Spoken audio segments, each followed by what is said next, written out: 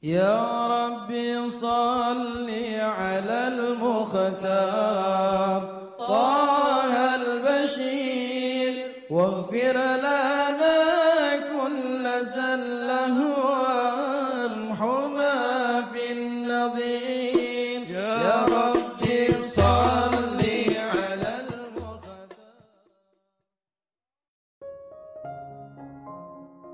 Bismillahirrahmanirrahim. Alhamdulillahirabbil alamin. Allahumma shalli wa sallim ala sayyidina Muhammadin miftahi babi rahmatillah adada ma fi ilmillah salatan wa salaman daimaini bidawami mulkillah wa ala alihi wa sahbihi. Allahumma shalli ala sayyidina Muhammadin salatan tunawwiru biha qalbi wa taqdili biha hajati fid dunya wal akhirah wa ala alihi wa sahbihi wa sallim.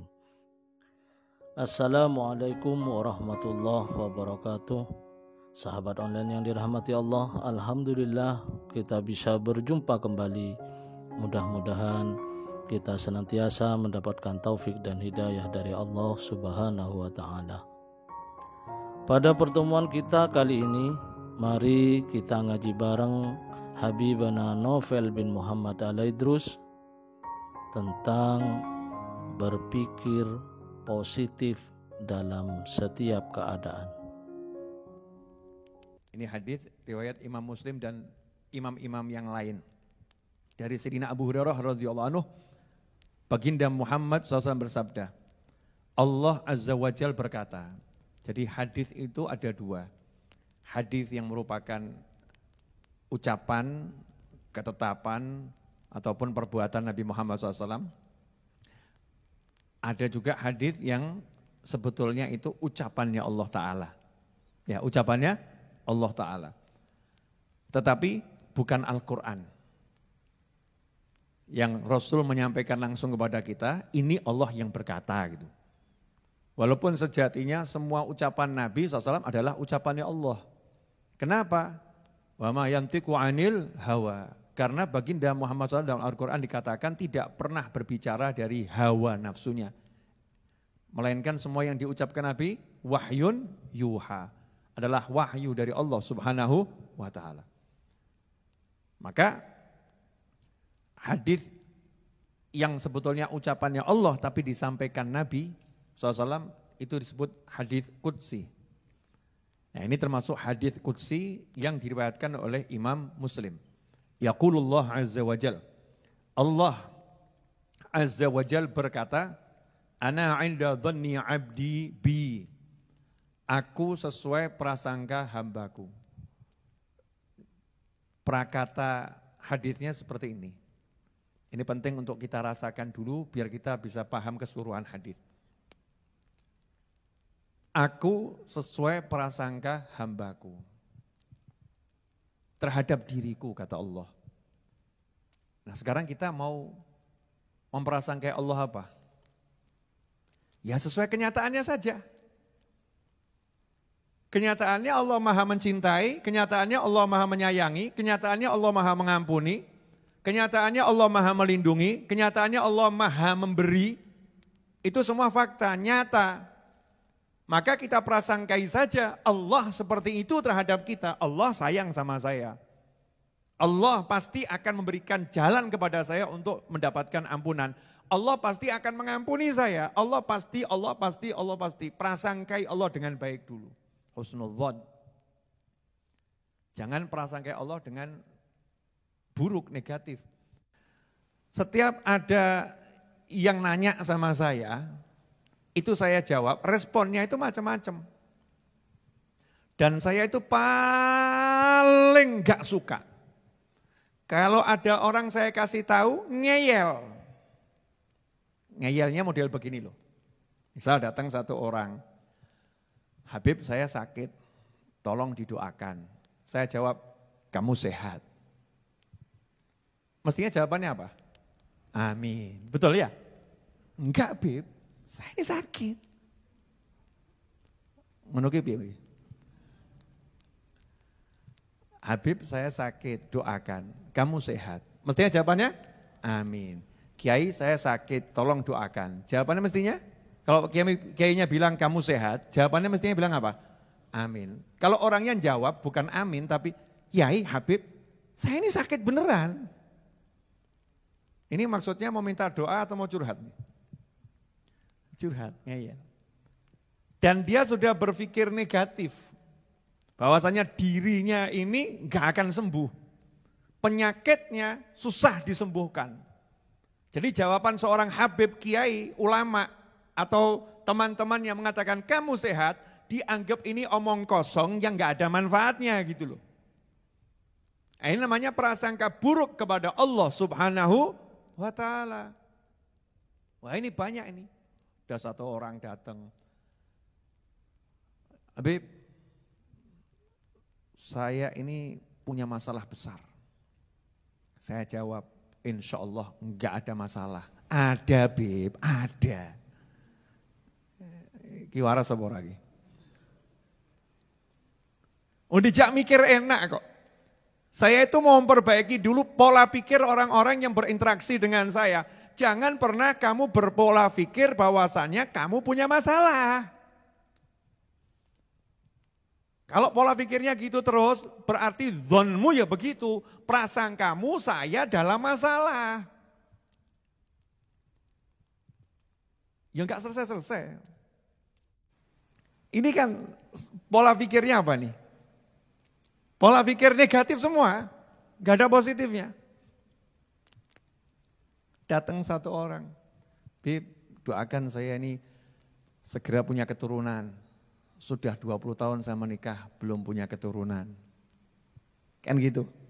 Saya jawab, insya Allah kamu datang ke dokter yang satu itu, insya Allah kamu akan diberi keturunan sama Allah Ta'ala. Jawab, Bib, kalau urusan dokter saya udah keliling dunia. Gak ada hasilnya. Duh, kurang ajar toh. Mendahului kersane Gusti Allah, betul kan ya? Mendahului insya Allah. Udah dibilang insya Allah kok mendahului insya Allah. Berarti insya dia. Bukan insya Allah itu. Jika dia mau. Bukan jika Allah mau. Saya udah keliling capek ke dokter. Insya Allah. Mestinya kan amin. Amin, amin Bib. Insya Allah. Di mana alamat dokternya? Kan begitu. Membangun cara berpikir yang positif. Nah ini dalam kehidupan ini banyak teman-teman saya sesama muslim yang pola pikirnya itu nggak bisa positif gitu loh. Kena masalah sedikit hidupnya merasa hancur. Sedikit saja kena sesuatu langsung loyo, merasa nggak mungkin bisa bangkit, nggak mungkin bisa. Ini kan pola pikir yang harus kita rubah. Contoh, Bib, saya pengangguran, pengen punya rumah. Saya jawab, ringan memang saya kalau jawab kan ringan, nggak mau yang berat-berat. Punya kompor enggak? Punya Bib. Punya wajan? Punya. Wajan itu bahasa Indonesianya apa? Alat penggorengan. Ya, cawan, ya bukan juga itu. Cawan wadah, bejana. Wajan juga ya? Iya, dari bahasa Jawa di Indonesia kan gitu. Kan asalnya Jawa wajan gitu kan. Wajan. Punya. Minyak punya enggak? Punya. Kira-kira uang 50.000 punya? Punya Bib, alhamdulillah. Ya sudah, ke pasar, beli pisang, bawa pulang ke rumah, potong-potong, goreng, kelilingkan satu kota. Insya Allah nanti punya uang banyak.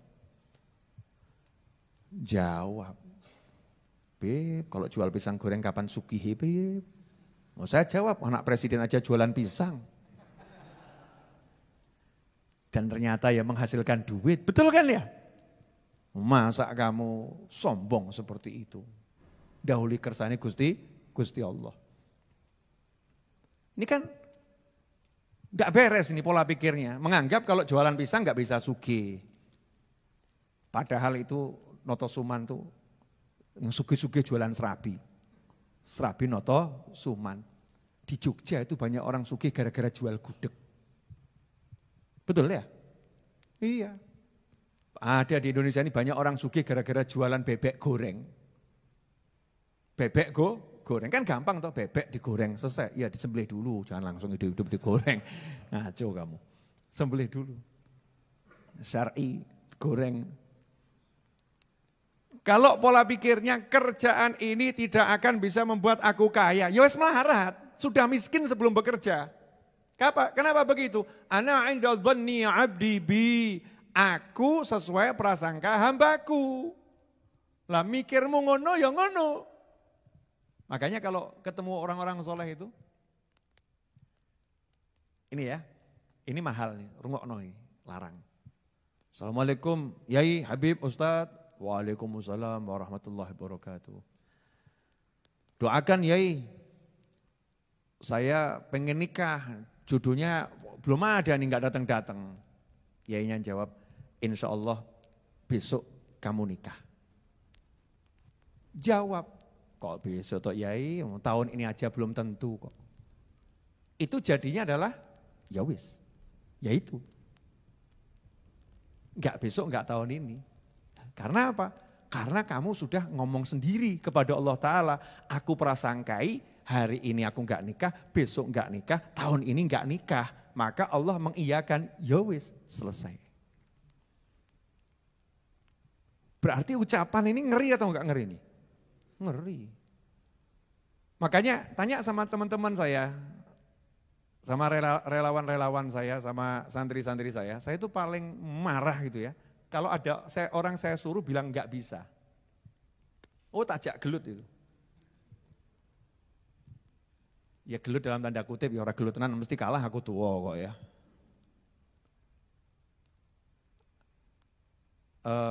Kamu misal nih ya,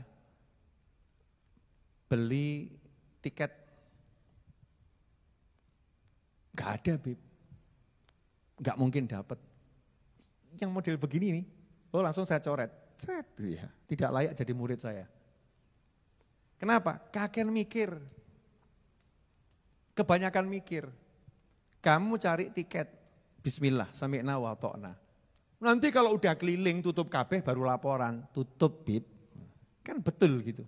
Tapi pola pikirnya adalah insya Allah ada yang buka. Pola pikirnya harus betul dulu. Dulu saya kalau guru saya ngomong sesuatu, saya nggak pernah ngomong nggak bisa.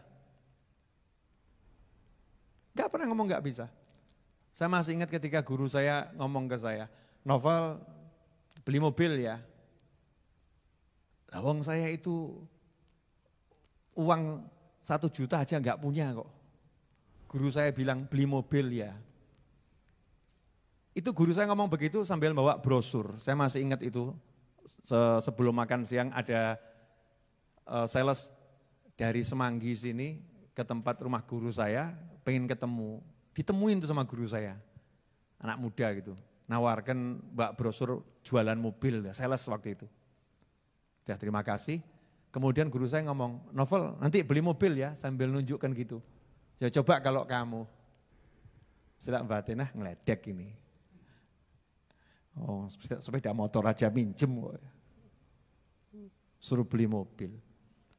Jawaban saya langsung, siap amin insya Allah gitu. Siap amin insya Allah. Langsung saya prasangkai, wah aku meh duwe mobil.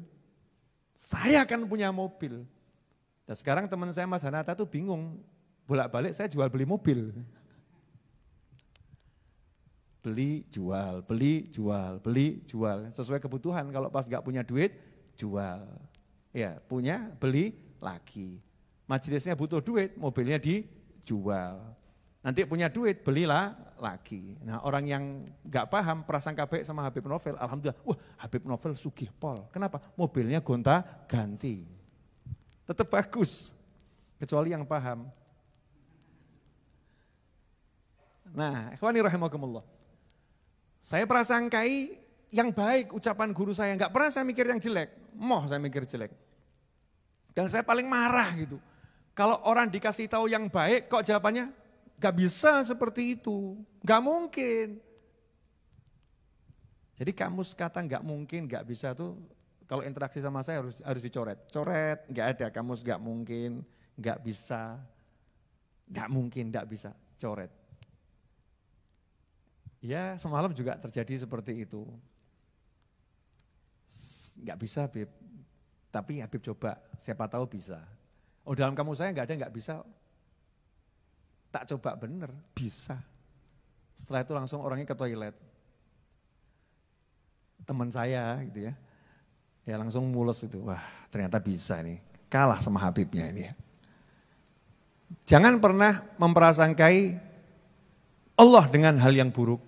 Jangan pernah memprasangkai dirimu dengan hal yang buruk. Termasuk prasangka buruk sama Allah itu memprasangkai diri kita dengan hal yang buruk. Jangan. Dan jangan pernah memprasangkai orang lain dengan hal yang buruk. Selalu menanamkan prasangka yang baik, situasinya seperti apapun. Kondisinya seperti apapun, prasangka yang baik. Meskipun udah langit runtuh, bumi terbelah, ya. Secara teori nggak mungkin selamat, mikir selamat gitu loh. Jangan mikir, mati, remuk. Jelek lagi mikirnya. Optimis. Nah, itu mukmin memang harus gitu. Hasil nggak ngurus. Prosesnya benar, hasil nggak ngurus. Yang penting prosesnya tidak salah secara syariat. Kemudian dilanjutkan oleh Allah Ta'ala, wa ana ma'uh. Kalau bahasa Hadramutnya gitu, wa ana ma'uh. Ya, tapi kalau bahasa Fusahnya, wa ana ma'ahu, wa ana ma'ah. Dan aku bersamanya, hina yadhkuruni, ketika dia mengingat dan menyebutku. Ini kalau dihayati betul, ambles loh bumi ini. Remuk itu, hati itu. Allah bersamamu kalau kamu ingat Allah. Makanya kalau ada orang sumpek-sumpek, ruwet-ruwet itu berarti dia nggak ingat sama Allah, mesti. Mumet aku, berarti Allah lagi nggak sama kamu itu. Kenapa Allah nggak sama kamu? Karena kamu nggak sama Allah. Kamu nggak bersama dengan Allah, maka Allah nggak bersama dengan kamu. Kamu nggak ingat sama Allah, maka Allah nggak ingat sama kamu. Kamu meninggalkan Allah, maka Allah meninggalkanmu. Kok iso awakmu sumpek? Kok bisa kamu suntuk? Kok bisa? Lah, ya suntuk. Lah apa sebab suntukmu? Nggak punya duit. Berarti kamu lupa. Kalau yang bisa ngasih duit hanya Allah. Makanya kan sabda Nabi, la haula wala quwata illa billah, obat untuk 99 penyakit yang paling kecil alham. Sumpek suntuk itu penyakit paling kecil yang disembuhkan dengan la haula wala quwata illa billah. Jadi kalau sumpek itu datang, ngusirnya gampang. La haula wala quwata illa billah. Ruwet la haula wala quwata illa billah. Enggak ada duit la haula wala quwata illa billah. Jodohmu angel la haula wala quwata illa billah. Saya ngomong sopo gitu loh ya. La haula wala quwata illa billah. Hanya Allah yang bisa. Enggak ada yang lain. Kamu bakal begini, la haula wala quwata illa billah. Hanya Allah yang bisa, enggak ada yang lain. La haula wala quwata illa billah. Terus yakinkan itu, kuatkan itu. Maka saat itulah Allah bersama kita waktu kita ingat sama Allah. Allah bersama kita artinya apa? Malaikat-malaikatnya Allah bersama kita. Junudullah. Ya, junudullah itu bersama kita. Bala tentaranya Allah bersama kita. Malaikat-malaikatnya Allah bersama kita. Malaikat akan mendoakan, sumpekmu hilang, sumpekmu hilang. Masya Allah, kepala kita tiba-tiba dikasih berbagai macam ide lewat lintasan-lintasan bisikan-bisikan positif dari malaikat. Begitu ruwet urusan rezeki, la haula wala quwata illa billah, la haula wala quwata illa billah. Mulailah Allah kirimkan, Allah bersamanya, maka Allah kirimkan bala tentaranya, malaikat pun mendampingi, malaikat memberikan segala macam ide. Berbuatlah ini, bekerjalah ini, lakukan ini. Nimbulkan optimis, gampang ki urusan duit beres. Bala tentara Allah bersama kita. Rahmatnya Allah, hati dibuat adem. Rahmatnya Allah turun. Allah kasih nur cahaya di hati kita, gelapnya nyingkir, tenang. Nah kenapa bisa tenang, bisa enggak ruwet, bisa enggak mumet? Karena Allah bersamanya.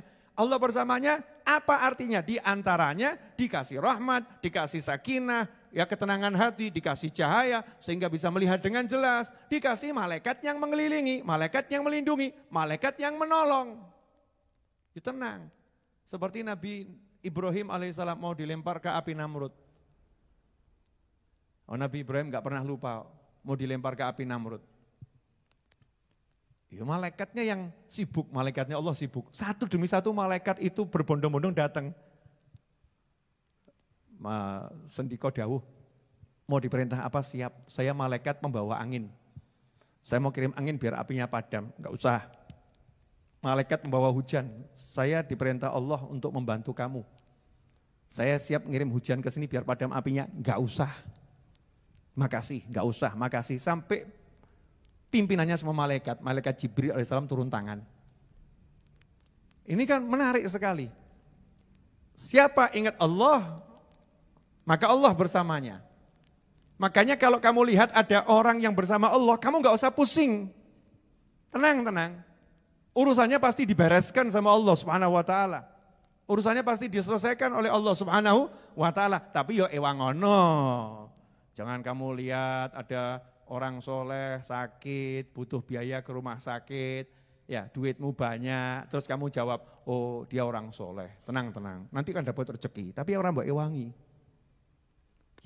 Beliau akan dapat rezeki, beliau akan diselesaikan masalahnya oleh Allah Ta'ala. Yang rugi kamu, kok enggak jadi bagian dari bala tentaranya Allah. Enggak jadi bagian dari yang digunakan oleh Allah Ta'ala untuk menolong hamba-hambanya, kan rugi kita. Tapi kalau kita dipakai sama Allah Ta'ala untuk menolong hamba-hambanya, berarti kita orang pilihannya Allah Subhanahu wa Ta'ala. Wa ana ma'ahu hina yadhkuruni in dzakarani fi nafsih dzakartuhu fi nafsi. Kalau dia itu ingat saya sendirian dalam hatinya, enggak ada orang yang tahu, enggak di hadapan orang banyak. Kata Allah, aku juga akan ingat dia di dalam diriku. Loh, diingat sama Allah loh. Diingat. Kalau dia mengingat aku, wa in dzakarani fi malain. Kalau dia mengingat aku di hadapan orang banyak, misalnya di pasar, la ilaha illallah wahdahu la syarikalah, lahul mulku walahul hamdu yuhyi wa yumiitu wa huwa hayyun la yamut biyadil khair wa huwa ala kulli syai'in qadir. Dia baca 3 kali dengan suara keras. Kan di hadapan orang banyak, zikir bil jahar. Baik dia sendiri maupun berjamaah. Ini hadis termasuk dalil bolehnya zikir dengan suara keras di hadapan orang banyak. Atau zikir berjamaah bersama orang banyak. Hadisnya sahih, riwayat Imam Muslim dan yang lain. Kalau dia memang menyebut aku di hadap kelompok masyarakat, kelompok orang-orang, berarti kalau ada satu orang nyebut di kelompok orang, berarti orang ini kan diizinkan berzikir dengan suara keras di hadapan orang lain. Yang satu juga diizinkan berzikir di hadapan keras di hadapan orang lain. Yang satu diizinkan berzikir keras di hadapan orang lain. Nah yang diizinkan ini bersama-sama, yuk kita zikiran keras di hadapan orang lain. Akhirnya zikirnya berjamaah. La ilaha illallah, la ilaha illallah, berjamaah itu. Maka Allah bilang saya akan juga sebut-sebut dia di hadapan perkumpulan yang lebih baik dari perkumpulannya. Perkumpulan malaikat-malaikat yang besar, malaikat senior. Disebut-sebut sama Allah Ta'ala. Ini fulan, ini lagi nyebut aku nih. Ingat-ingat aku di majelisnya, di pasarnya, di suronya, di langgarnya. Disebut. Lah bayangkan kita di bumi, nama kita disebut di langit yang paling tinggi. Masya Allah. Sayangnya Allah pada hambanya. Disebut di langit yang paling tinggi. Jadi jasadnya masih di bumi, namanya sudah di langit. Seperti Sayyidina Bilal radhiyallahu anhu, orangnya masih di bumi, iya, tapi ternyata orangnya udah di surga. Udah jalan-jalan di sana. Kemudian lanjutan hadits ini, wa in taqarraba minni shibron, di riwayat yang lain zira'an ilayya, wa in taqarraba minni shibron taqarrabtu ilaihi zira'an, wa in taqarraba ilayya zira'an taqarrabtu minhu ba'an, wa in atani yamshi ataituhu harwalatan. Jika dia mendekat kepadaku sejengkal ini, maka aku mendekat kepadanya selengan.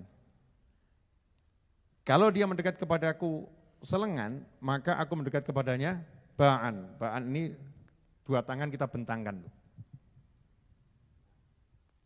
Dari ujung jari sampai ujung jari, ba'an. Jika dia mendekat kepadaku dengan berjalan kaki, maka aku akan berlari menghampirinya, berlari kecil menghampirinya.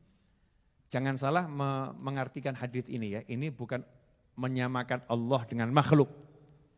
Bukan tasbih ya, bukan menyamakan Allah dengan makhluk. Maha suci Allah dari menyerupai makhluk. Tetapi ini adalah permisalan yang Allah berikan. Permisalan.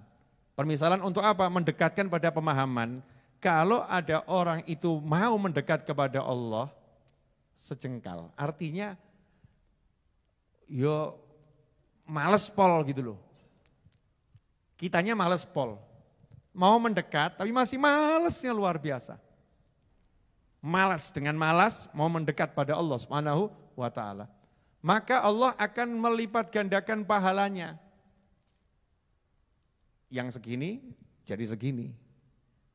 Rahmatnya, ampunannya diganti sama Allah tuh 3 kali lipat. Ini kan yang selengan, ini kan 3 kali lipatnya nih Shibron. Kalau ternyata dia selengan, Allah akan mendekat kepadanya 3 kali lipat lagi. 1, 2, 3. Ini karena pakai bahasa tubuh. Ukuran-ukuran yang dipahami orang Arab di masa itu. Karena kalau pakai meteran kan nggak mudeng, berapa meter gitu. Pakainya bahasa tubuh. Kalau ternyata dia mendatangiku dengan berjalan, aku mendatanginya dengan berlari. Artinya apa? Artinya ampunannya Allah itu lebih cepat daripada kita minta ampun. Allahumma gfirli, wes diampuni loh. Ya Allah, beri saya rahmat, sudah dari rahmati. Datangnya rahmatnya Allah lebih cepat dari permintaanmu untuk minta rahmat. Datangnya ampunannya Allah lebih cepat daripada permintaanmu untuk minta ampun. Datangnya pertolongan Allah lebih cepat daripada permintaanmu minta tolong. Nah, cuman kadang-kadang kita ini yang menganggap makna pertolongan Allah itu kan beda-beda. Katanya saya kalau minta tolong sama Allah ditolong, tapi ternyata kok hutang saya nggak selesai-selesai. Ya, makna pertolongan Allah ini apa? Itu dibahas di pelajaran khusus, bukan malam hari ini. Ya, bukan malam hari ini. Nah, sampai titik ini mudah-mudahan cukup bisa dipahami bagaimana Allah itu lebih mendekat kepada hambanya ketimbang hamba itu mendekat pada Allah. Saya mau kasih ini mudah-mudahan bisa dirasakan. Kalau ada pekerja pengangguran,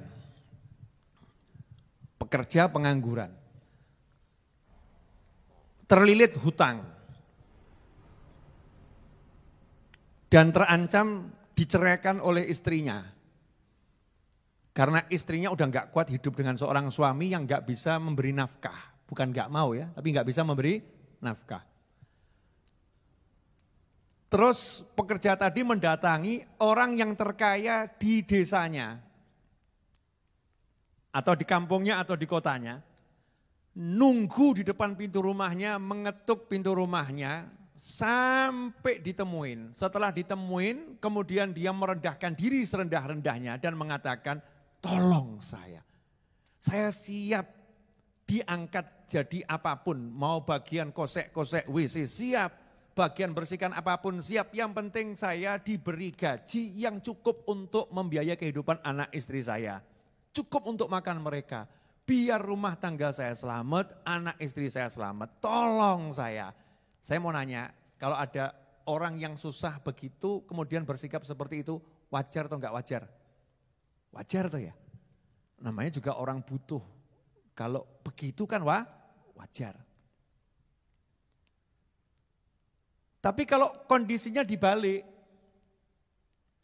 ada orang yang kaya raya, gak butuh duit, gak butuh apa-apa, dia yang punya semuanya, terus ngomong ke kita, tolong kamu datang ke rumah saya, ya tolong datang ke rumah saya, kamu ketuk-ketuk saya, kalau kamu berjalan ke rumah saya akan sambut kamu, saya akan muliakan kamu. Saya mau nanya, berarti orang kaya ini baik atau enggak baik?